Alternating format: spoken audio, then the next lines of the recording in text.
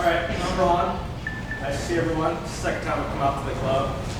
I can't remember what I talked about last time. Mostly smallmouth fishing last time and fishing winter fishing.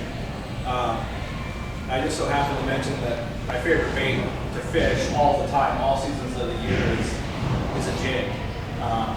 They make all kinds of different jigs. They make casting jigs, swim jigs, flipping jigs, punching jigs, all of them. And I found a use for all of them in Washington State. You know, a lot of times we go to see other states, and you know they talk about big punch jigs, you know, double weed guards, different things like that. And there's applications here in this state that we need jigs like this. Now you're asking, why a jig? Why do we fish a jig? Why don't we just use a Texas rig or something else like that? You know, like a Texas rig, sweet meat, or something else. And I like a jig. I think I catch bigger fish on it. It adds more bulk to your presentation. I think the hookup ratio with a jig is a little bit better than a Texas rig, so you don't have that plastic in the way of setting the hook. Basically, you just have a weed guard that you have to get through. So, you know, the different jigs out there, you know, this is a punch jig. Have you guys ever seen these with the double weed guard? What I like about this jig is that it has two weed guards, so like the hook, when you set the hook on a fish, there's no weed guard in the way, but it really protects both sides of that jig. This jig will go through weeds and everything else. The jigs that I use mostly are jigs like swim jigs. You know, a lot of guys like throwing a spinner bait. I used to love throwing a spinner bait until I started throwing swim jigs more and more and more. And to me, a swim jig's going to catch you a little bit. I caught giant fish on these. They're catching more fish, bigger fish, all that. We're talking about the nuances. What I'm going to talk about today is my personal experience. I'm not going to regurgitate stuff that you see in Bassmasters magazine or anything like that. This is all my personal preferences, how I think about jig fishing, how I think about selecting my own jig. How many here throw jigs religiously? Right on. So different jigs. Let's talk about our regular jig first of all, our flipping jig or casting jig. There is a difference. You guys know the difference between a casting jig and a flipping jig? Or do you know there's a difference between the two? The head and the hook. Yeah, the head. The head is mostly important. You know, so you have a pointed head like that with no planing surface on it that sits upright, that flips over when you cast it. That's a flipping jig. That right there is a flipping jig. A pointed bullet head. Because all it's meant to do is to flip it, let it fall to the bottom, shake it a couple times, reel it back up. It's gonna go right through cover. It's gonna go right through bushes. And it's going to come back out nice and clean. Now, that versus something like a real popular jig head design, the Arky head. Okay, how many are familiar with the Arky head? That's not a real flipping head. You notice it has a nice flat surface on it. I got another example up here with it somewhere. Right here, nice flat surface, big wide surface on that, and that's not. It's old school. I'm really specific about my jig. I have to go over this real quick. I'm really specific on the different jigs I use. I got a bin this big at home with different kinds of jigs in it that it's the X-Day pile. I don't like them. I got rid of them. So that's more of your casting style jig, or let's see if I can. Here's another Arky style. The difference, like I said, the difference being is that you can cast this out. It's a casting jig. If you can cast it out there, it'll stay upright. Now, if it stays upright and it comes up and over cover, it's meant for casting and more of a horizontal presentation instead of a vertical one.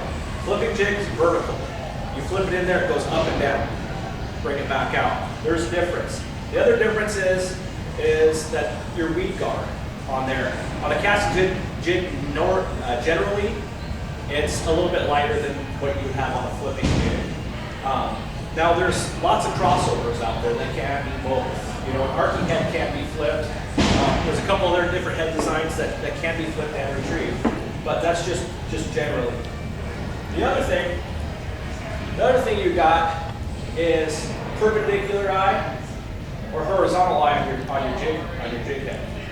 Okay, if you're flipping a bunch of weeds, so if you think about that head right there, it comes up at a 60-degree angle, so when you're pulling it up and over stuff, it's going to flip your bait up, right?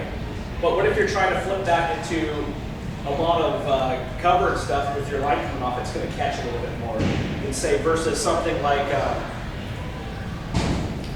can't find it. Well, something like that one. It doesn't have as big a surface for the weeds to catch on versus something like that. They also make jigs with recessed eyes. You know, like this head right here. See how it has the recessed eye on it? And that's going to come through weeds a little bit better too. That stuff's not going to get caught up on it. So say you're out flipping a jig and there's a lot of algae in the water.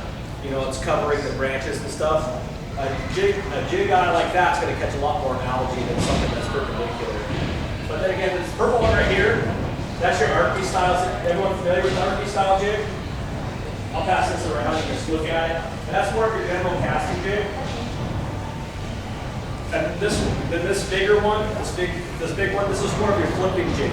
You can see that's more bullet shaped.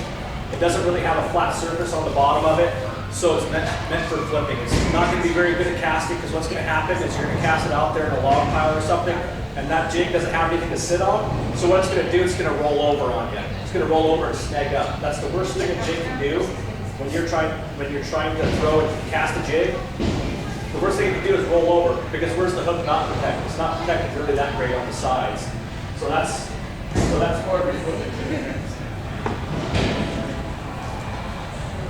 And again, if you have any questions, you want to interrupt me at any time I have a question that pops into your head, go ahead and raise your hand and ask away. It actually helps me out with the seminar, so make sure that I'm explaining everything correctly to you, just so that you get it. And then here's another one. This is we call it a brush rig. It doesn't have a brush guard on it. I took it out, but then again, it's more of a stand-up head, so I consider this more of a casting jig than what I would a flipping jig. But there's all kinds of different head designs when it comes to your flipping jig. Here's another one. You know, if you look at that, what would you think it is? It has a rounded bottom on it. This jig's caught fish, I can tell. So it has a rounded bottom on it. So that's more of your flipping jig. Has a recessed eye, so it's not going to catch a bunch of weeds. You know, so that's how you look at your jigs. So basically, what I have in my, you know, this right here. When I go fishing, this goes with me. This is my jig bag. Has all my different flipping jigs, finesse jigs, X-Name, not my swim jigs, obviously, but it has everything in it that I need. Different colors, different lengths, all that good stuff. Now, some crossover jigs. Where is it? Right here. So you look at this jig right here. It's pointed, kind of like a bullet, but what else have you got? You got a flat surface on the bottom, and it's wider. So it's kind of like an arky head, kind of like that flipping jig, right? So it's kind of a crossover between the two. And on top of that, it has a really good brush guard on it. This jig is probably, this head design right here is my favorite head design out of all of them. Because if I want to be pitching in a bush or a tree over here, and then next minute I want to cast it out in front of the dock, I can do both. And that jig's not going to roll over, it's going to come through the cover really, really well. Unfortunately, this jig head itself has been discontinued. So another company copied it, but they put a lighter weight guard on it. It's still a great head for casting, but if they would just up the brush guard a little bit, you can use it for flipping too. It's a great dock jig. There's kind of a crossover.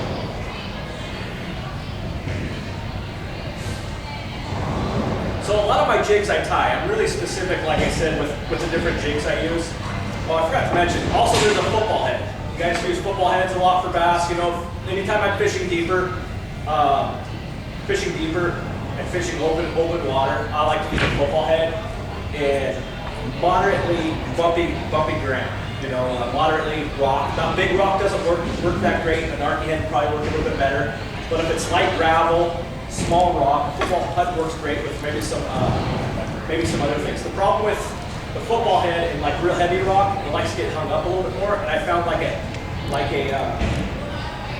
arky head, or there's some other head designs that I think work a little bit better, like in river raft and things.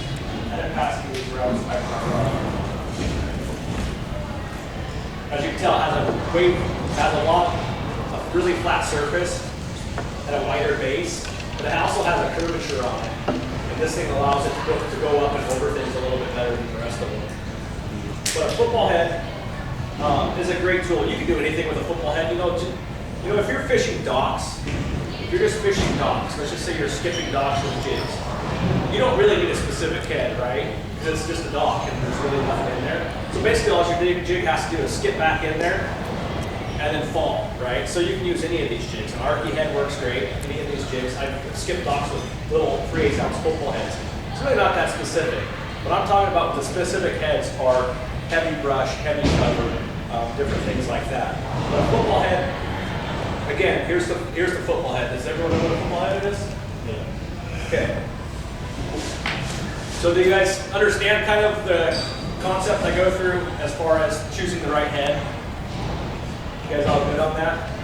Okay, after the thing, I'll show you the differences I look for. The next thing is like hook size. It's hook size on these different heads, okay? A lot of times, guys, what I see with different jig makers is they want the biggest jig possible in their jig head, but the problem is that they don't have a weed guard to match it. So if you put a 6/0 hook in a jig, but don't have a weed guard to match it, that thing's gonna snag up like mad, you know, because the weed guard's not gonna cover it. So realistically, I don't really use a hook bigger than a 5/0. If you try to go 6/0 or bigger, or even, you know, a lot of times if it's really snaggy, you know, a lot of guys say, well, I need a bigger hook to hook that fish and pull him up out of cover. Well, that's not really true. Because basically, if that fish gets hung up in there, I don't care if you have a 4/0 or a 5/0 or a 3/0 that's hooked in the same exact spot on the close to the outside. If you pull on that fish hard enough, it's going to rip out. I don't care what size hook you have. You can have a 10/0, and if it's hooked in the lip with just a little bit of tissue, the hook's going to rip out. So I think a lot of guys kind of overdo it on their hook size. You definitely want something bigger than a 3/0, you know, just for hooking purposes, of just hooking the fish, especially if the different weed guards or the different trailers that you like to use. The next thing I'll talk about is my skirts. How do I choose colors and skirts and different things like that? As you notice, a lot of my jigs up here are living rubber. I just like living rubber because I don't think you need an extravagant amount of colors and jigs. Okay, I say black and brown, and maybe a lighter color like this is green. This would be considered like a green pumpkin, olive color. That's about the lightest jig I'll use as far as flipping casting jigs. I just don't think you really have to get into the 10 different colors of silicone. I mean, basically this jig, what we're throwing this jig to be, is if you throw it out there, it hits the bottom, right? Okay, what is it supposed to be? It's supposed to be a sculpin. It's probably supposed to be a bullhead catfish. It's probably supposed to be a crawdad. You know, those things don't have all these extravagant colors. They don't run two-tone. But the other thing is, they're not one-tone either. They have contrast to them, you know. So basically what I do is I tie my own jigs and I'll take a black one and I'll put some blue, you know, black and blue, you know, all that. You can get as fancy with these as you want. But I like contrasting colors. As you can see with this jig right here, it's a brown jig. Well, like all my accents, I put silicone in. Silicone colors are a little bit more brilliant and it contrasts the brown color, so it makes it pop a little bit. But if you ever see something in nature, it's not exactly one color. It has a little bit of variance to it. You know, if you pick up a sculpin or something like that, it's not just brown. If you look at it, it has speckles on it. It has a little bit of contrasting colors. You know, so I use a lot of brown purples, brown blues. You know, kind of the sky's limit. Whatever your favorite color is, I like to dress it up with that. But I'll go ahead and pass this one around too.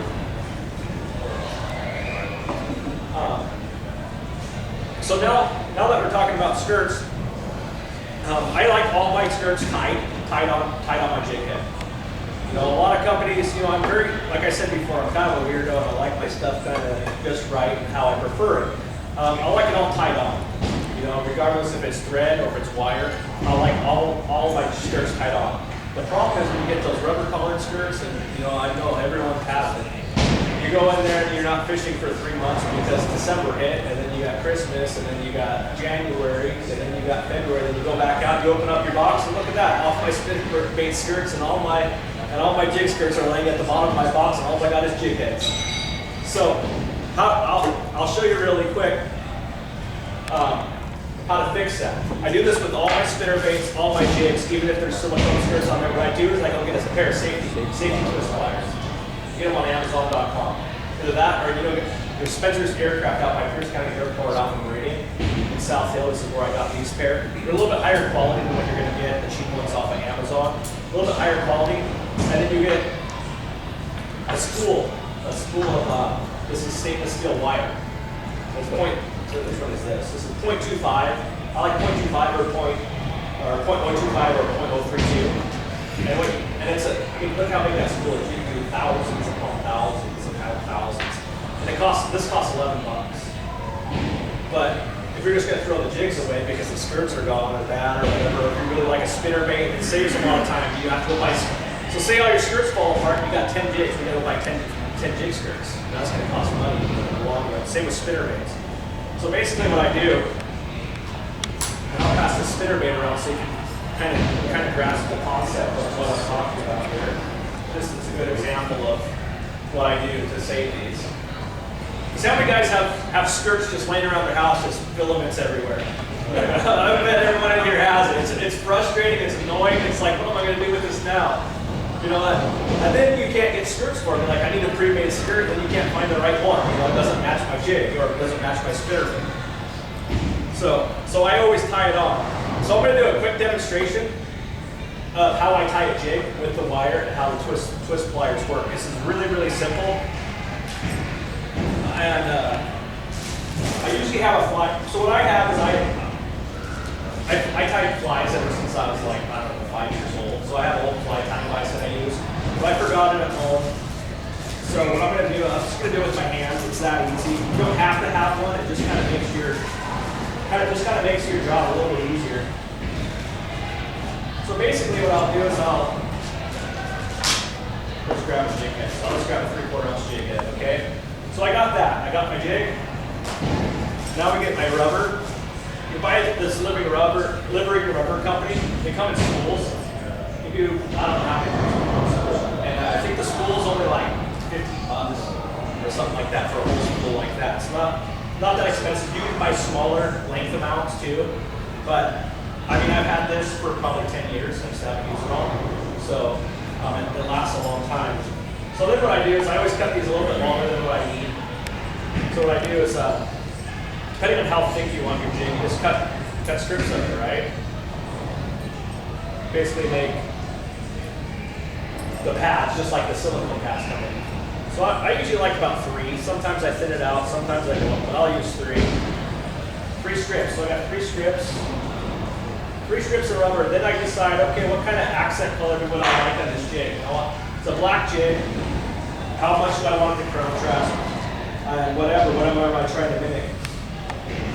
So I like black and purple a lot of times. Sometimes I use a little bit more contrast in it. So then I'll get my silicone tab. You guys see these? They're just a silicone tab of silicone. But I don't like a lot of color in my jigs. I just want it to pop just a little bit. Just enough to catch your eye, just enough to give it a little contrast. So I usually use half of one of these. Sometimes I use more, sometimes I use a full one. So then you break that in half. So then what I'll do is I'll take these strips and I'll lay them out. Now the important thing with this process right here, when you're gonna go tie the silicone in, it's not as tough as rubber. Rubber's tough. It doesn't break very easily. I don't know if you've used like a swim jig forever, the silicone, all of a sudden pieces, or a spinner bait, all of a sudden pieces are missing, pieces are cut off. Rubber doesn't do that. It's way more durable. And same thing goes when I'm twisting that wire. This stuff will cut right off.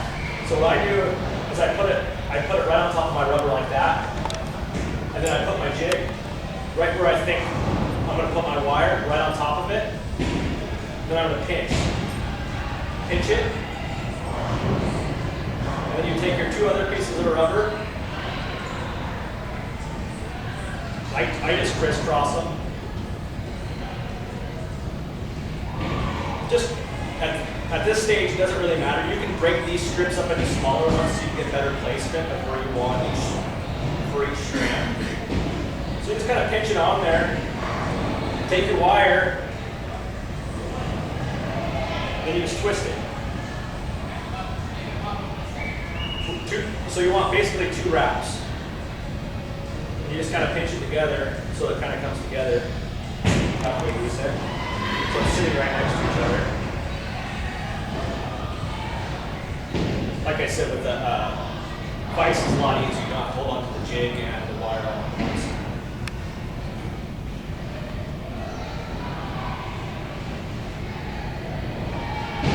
So you got that. So now you got your two tag ends. So then what I do is I grab it with the pliers and just pull on it to tighten that up, and then I can readjust. So this looks a little bit too short, so I'll pull that. I'll break some of these up so that I can put them where I want them, so that it's kind of even all the way around it. Then I'll look at it like that looks pretty good.